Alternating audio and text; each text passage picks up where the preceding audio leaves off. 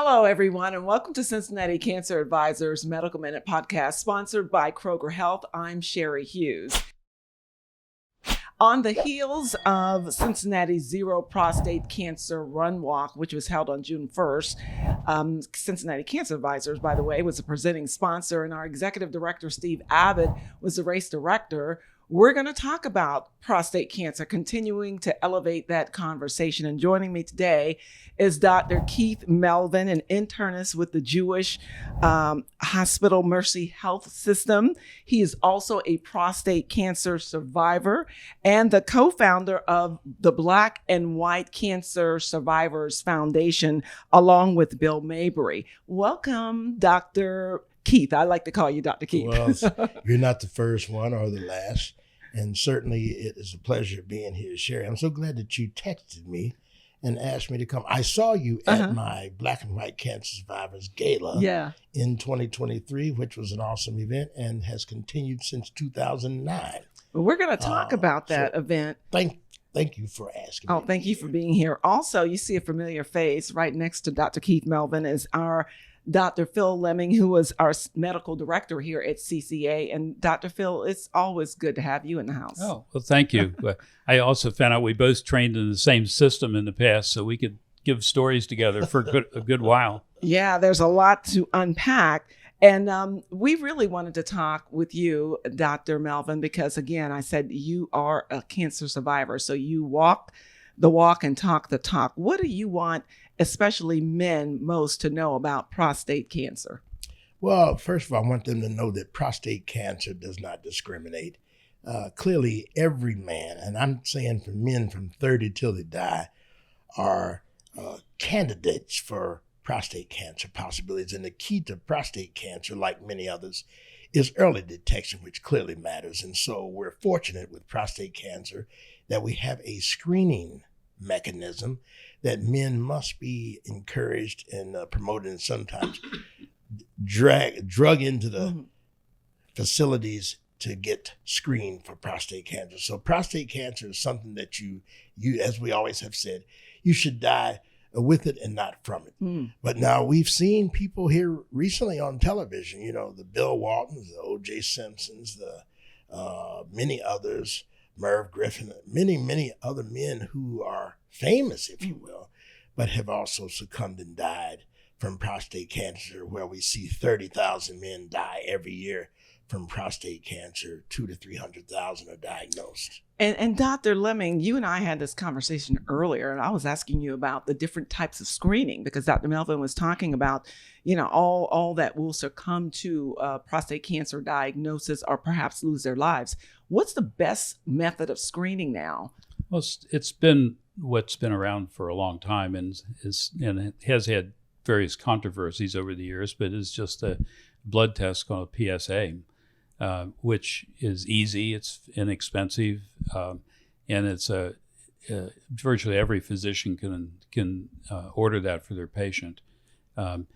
In years past, we all both were trained in that in a digital rectal exam, but a lot of people, kind of men particularly, kind of run away from that concept generally. So at least you can get a PSA. And the other area is the science hasn't sat still. There's more advancements in trying to develop new testing. For instance, University of Michigan had a report out at the American Association of Cancer Research in April of a urine test that may be able to separate out some of the higher risk prostate cancer patients. Yeah. And Dr. Melvin, the stats are still alarming. 10 years ago, it seemed that there was a decrease in number of diagnoses, but now the numbers are going up. Is that because there are more methods of screening, and also 1 in 8 men overall, but 1 in 4 African American men, in which Black men of African descent, are diagnosed and have worse outcomes? So true, Sherry. And clearly, 1 in 8 is a tough enough number to deal with, but 1 in 4 is significantly different. And I have promoted by speaking to men in various formats, men's health forums, churches, church programs, Black men organizations, fraternities, et cetera, et cetera. I've spoken all over the country, actually, over the last 20 years. And men, of course, don't want to do a digital rectal exam. That scares them off. But for screening purposes, the digital rectal exam is not required for screening. If you have something wrong, then yes, you should have a digital rectal exam. But just for screening itself, we can do the PSA blood test. Now, what's interesting about the PSA blood test, where it relates to African American men, Sherry, is that the reference range that we've been using for a long time was a PSA from 0 to 4 being normal. African American men have had prostate cancer at much lower numbers and younger ages. I'll be honest, for me personally, my PSA was 3.1, which is normal. I had a digital rectal exam, which was normal. The ultrasound of my prostate was also normal. So I tell people all the time, there was nothing wrong with me. I just had prostate cancer. And so the concept of that is such that you clearly have to be very astute in what you're doing, and men have to know their numbers. You can't let the doctor just say, well, don't worry, it's 3.8, it's normal, because you are within normal limits. You shouldn't have prostate cancer. But certainly I've seen in my 40 years of practice, and certainly over the last 20 years, my brother, who's also a physician, had prostate cancer with a 2.4 PSA. I had a 3.1. And let me just say this too, Sherry. In my practice, I had two 31-year-old African-American men with prostate cancer whose fathers died from prostate cancer at young ages. And here they were 31 with normal PSA, 2.7. So Dr. Leming, when you hear that, you know that first degree relative relationship to any kind of cancer is very, very critical in knowing who should be tested and when. Correct. There's a lot of factors. If you have strong family history, it would clearly encourage you to get tested. And also, what he's saying is, you can't just generalize PSA across all prostate patients. And even when you have a visible spread of prostate cancer, you almost have to calibrate the PSA number to the amount of cancer the person has. So the future of this, I think, is going to be even better testing for screening, and also separating out the ones that are really dangerous prostate cancer patients versus prostate cancer that at a certain age you may not even need treatment for. And you mentioned the future. The future is looking at things like targeted radiation treatments that are out there, and even hormonal treatments. Have you heard of more research that's going into that, and that playing a significant part in perhaps being able to detect these or help treat these cancers? One thing is, in the last 5 or more years, there's been just an extraordinary acceleration of research and interest in prostate cancer compared to years past when it was not quite on the radar as much as it should be. And soon the ability to separate prostate cancer into its subgroups will be enormously helpful for men, because not all prostate cancers need treatment, but it's the hard part is separating out those cases. And Dr. Keith Melvin, you're now more than a 2-decade prostate cancer survivor. That first of all, that's an extreme blessing. You said you had nothing, to even alert you to the fact that there was a prostate cancer. What are the symptoms? Are there for other men symptoms that might be telling them that something is wrong and they're ignoring it? Well, and certainly, Sherry, there are symptoms of prostate disease. And I try to stay away from men's question of what are the symptoms of prostate cancer that I should worry about. I'm trying to promote the early detection through screening. And I want you to be screened prior to any symptoms whatsoever. Because in many cases, Sherry, once you have symptoms of prostate cancer, the disease has gone along its way. And there oftentimes is further spread outside of the prostate gland itself. And that's an issue. I want you to be screened when nothing is wrong. So the age has changed. You should just be screened.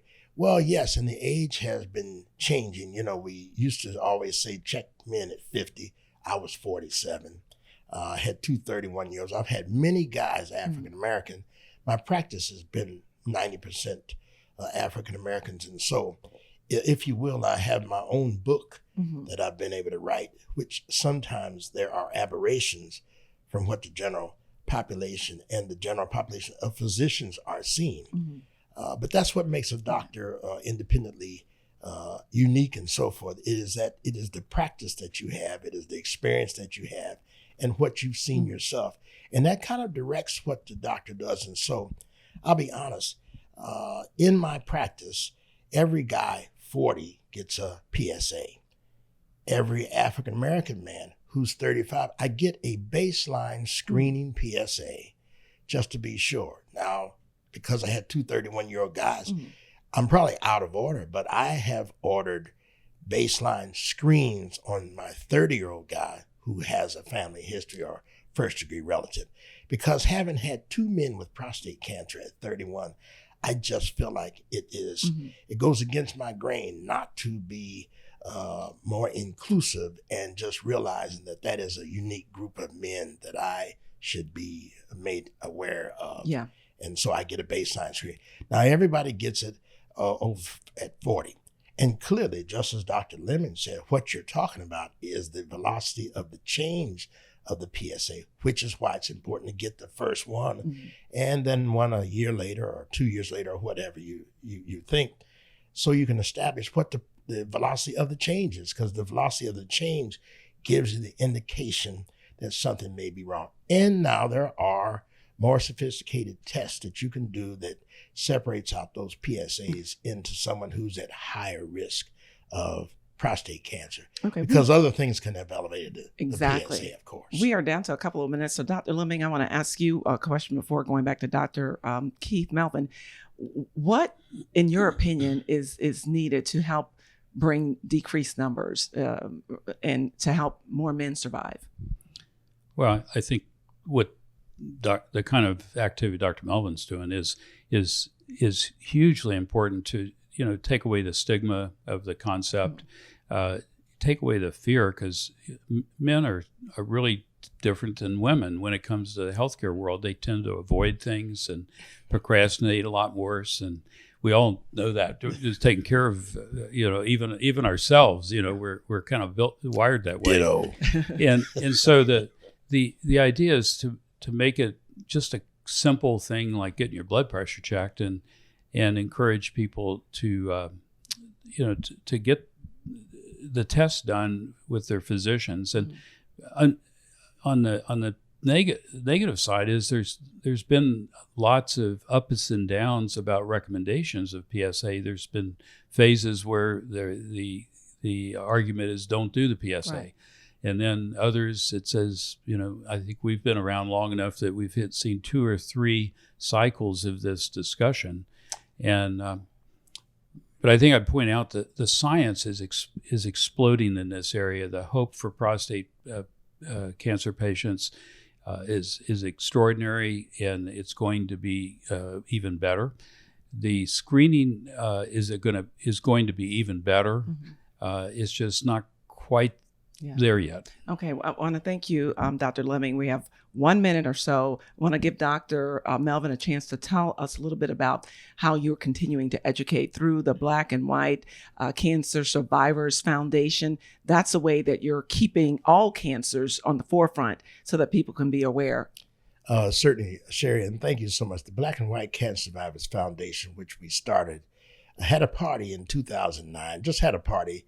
My patient, Bill Mabry, says, Doc, my wife had breast cancer. Your wife had cancer. You had cancer. He's a DJ. Said, let's have a party. So we had a party. We charged $25. We had paper plates and plastic forks and cups and so forth out at a hotel in Springdale. And I said, wow, 100 people came. I'm like, that's interesting. So the next year we did it again, 150. Then it was 250. Then we had to leave there. We went to the Sharonville Convention Center. We had 400. Michelle Obama sent a personal video of congratulations to all the survivors. And what I've done is the foundation has not been so much raising money, we've been raising awareness because we've understood that early detection matters, and the only way you have early detection, diligent, vigilant screening, so that's what we have promoted. We've pushed it all over town, all over the place, and we celebrate survivors.